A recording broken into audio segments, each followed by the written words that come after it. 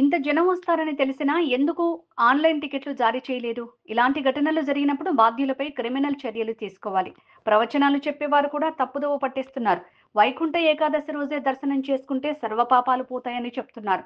ఆ రోజు దర్శనం చేసుకోకపోతే ఏదో అయిపోతుందని భ్రమ కల్పిస్తున్నారు. దీనివల్లే జనం ఎక్కువ సంఖ్యలో పుణ్యక్షేత్రాలకు వస్తున్నారు. అదేవిధంగా దీన్ని పొలిటికలైజ్ రాజకీయాల కిందట రాజకీయంగా దీన్ని అందరినీ తీసుకొని రావడం జరిగింది. అదే సగం దరిద్రము. వెంకన్న దగ్గరికి దేవునితో రాజకీయాలు పెట్టుకొని ఆడడం అంత దరిద్రం ఇంకోటి ఏమీ ఉండదు. అదేవిధంగా మీరు ఈ ఈ ప్రవచనాలు చెప్పేవాళ్ళు కూడా చాగంటి వాళ్ళు కావచ్చు, మిగతా వాళ్ళు కావచ్చు, ఒక సిస్టమ్కి ఆ రోజు పోకపోతే ఇంక ఏదో మొత్తం అంతా నాశనం అయిపోతాము, మనమంతా ఇంక బతికి కూడా వేస్ట్ అనే విధంగా చేయడంతోనే భక్తులు ఆ నమ్మకంతో ఎక్కువగా జనం దగ్గరికి పోతున్నారు. గుళ్ళకి అదే రోజే వెళ్ళాలని. ఇప్పుడు పుష్కరాలు జరిగింది, ఆ రోజు ఏంది, ఆ రోజు పోతేనే, ఆ పుష్కరాల్లో జరిగితేనే మనకు ఇంకంతా ఎక్కడ లేని పాపాలన్నీ పోతాయి, ఎక్కడ లేని పుణ్యాలన్నీ వస్తాయి అని చెప్పేసి ఆ రోజు వెళ్ళడంతోనే ఆ రోజు ఆ విధి జరిగింది. ఇప్పుడు కుంభమేళా జరుగుతుంది.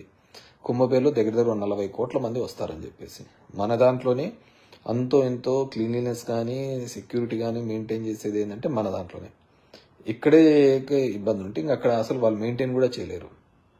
కానీ ఏం చేస్తాం, మనం అందరం వేల మంది పోతా అంటాం, ట్రైన్స్ పోతా అంటాము.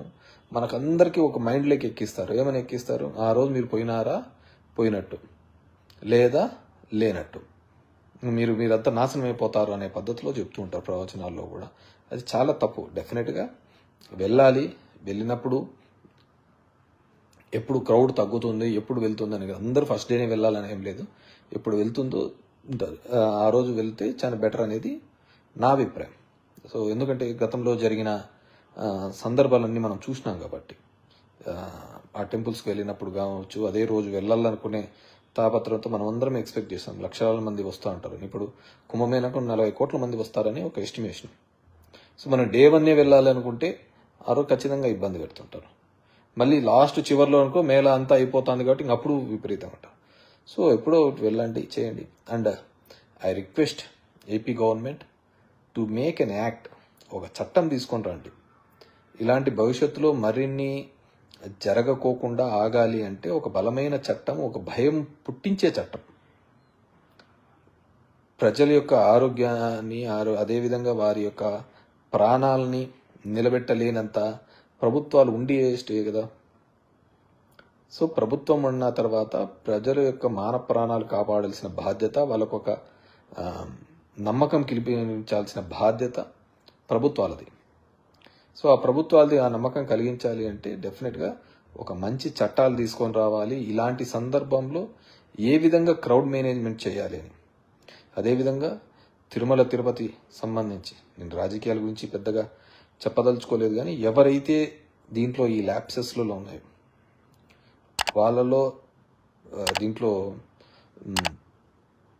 ఏ విధంగా వారి మీద చర్యలు తీసుకోండి, క్రిమినల్ చర్యలు తీసుకోండి. దయచేసి క్రిమినల్ యాక్షన్స్ తీసుకుంటేనే భవిష్యత్తులో అందరికీ కానీ ఒక భయం అనేది ఉంటుంది. అది ఏ ఈవెంట్ చేసినా, అది సినిమా ఈవెంట్ చేసినా, పొలిటికల్ ర్యాలీ ఈవెంట్ చేసినా, లేకుంటే టెంపుల్స్ దగ్గర మెయింటెనెన్స్ తగ్గిపోయినా ఖచ్చితంగా ఓన్లీ అదేదో శాఖాపరమైన చర్యలు కాకుండా డెఫినెట్గా వాళ్ళ మీద క్రిమినల్ యాక్షన్స్ తీసుకోవాలని చెప్పేసి కోరుకుంటున్నాను. ఓం నమో వెంకటేశాయ, ఓం నమో శివాయ, and a happy Sankrant to everyone. Thank you very much.